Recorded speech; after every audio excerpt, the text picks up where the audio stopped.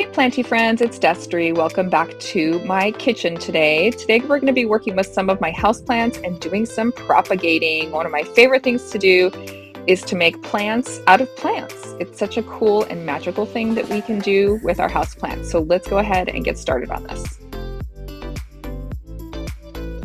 So the first plant that I'm going to be doing some propagating on is called a spider plant. That's the common name for it.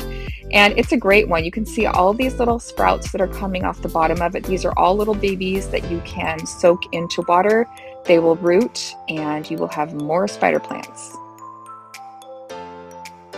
When you're selecting containers to propagate in, you want to look for things that are clear glass. That will let the most light into the roots, which is what you're trying to do. You're trying to get these little plants to develop roots in water, essentially. So look for small mason jars. I mean, you can buy propagation stations as well. I'll try to link some of those below, but any glass container will work for propagating. Looking for fun and unique glass containers while thrifting is one of my favorite things to do. This one was kind of a snail shell look that I really liked.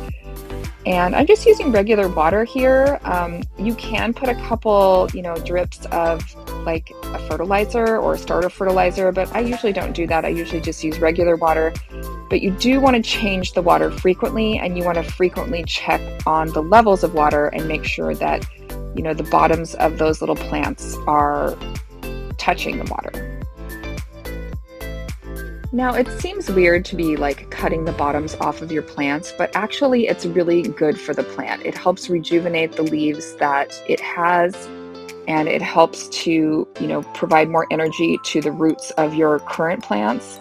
So here I'm propagating one of my neon pathos, and also a different kind of variety of pathos plant that I have, and I will put the name of that one down below. It has kind of more of these waxy leaves to it, but basically anything that has like a vining or trailing habit is a really good candidate for propagating.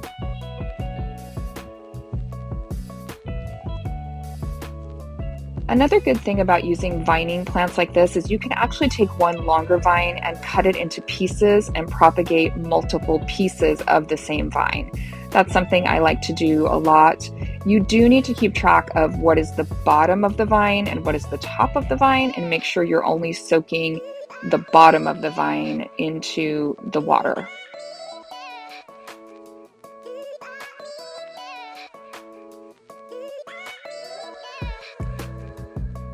Now, when you're soaking the ends of these stems, you also want to make sure there's no leaves that are soaking in the water. So you want to go through and make sure that, all the leaves that would be in the water are trimmed off. So that's what I'm doing here.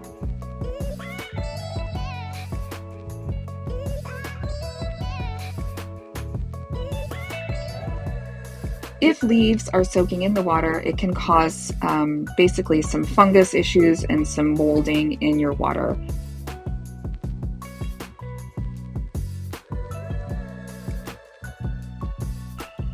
So here's an example of a pathos plant that I've had sitting in water for probably over a year, and you can see how many roots were developed there.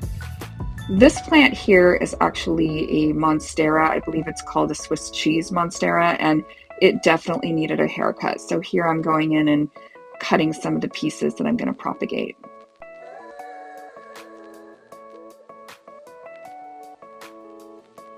Now, when you're soaking these pieces, you also want to make sure that you're soaking where there is a node. So a node is kind of like a little bump along the stem, and it almost looks like a little swollen part, and that's where the roots will develop from. So make sure that you have a node that's touching the water at any given time.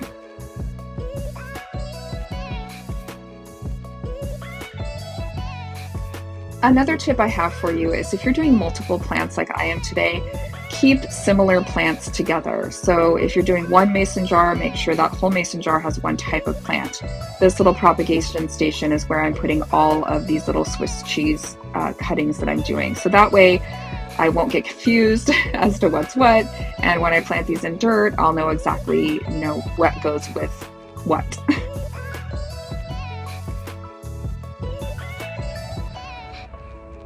So this is a good example of a plant that really needed a haircut. You could see there was kind of this long area of the stems with no leaves. So that's where I chose to give it a little haircut there. And again, it can really rejuvenate the plant. The other thing you can do is propagate the sections and actually stick it back into the same pot. And that will help the plant look more full and less kind of spindly looking. After doing a pretty major haircut like this, I will usually go ahead and fertilize the plant that I am taking cuttings from just to kind of help it recover and recuperate.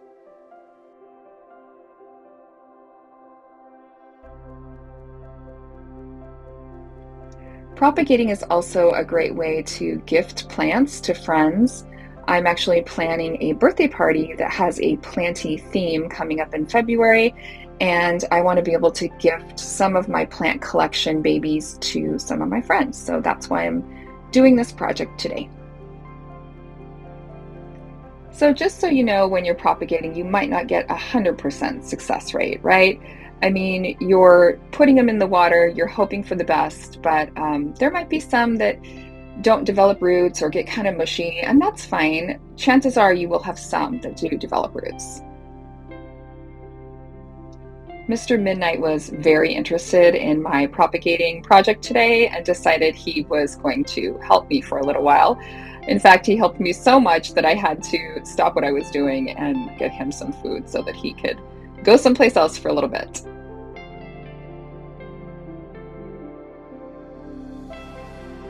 So once you get your clippings all in water, you just want to make sure that you are checking that water frequently and changing it out. Again, you can put a little bit of liquid fertilizer in and make sure that you're putting them in a sunny location. So for me, I'm just going to put them in a windowsill so that they can get plenty of light and hopefully within the next few weeks start to develop some roots.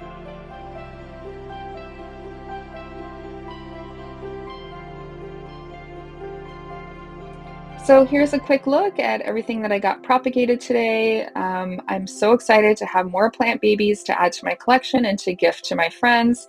I think there was a total of, I don't even know how many, quite a few. Here's one more on my plant rack. And I hope you liked the video today. If you did, give it a thumbs up and subscribe. And if you need me, I'll be hanging out with my houseplants. I'll see you guys next time. Bye.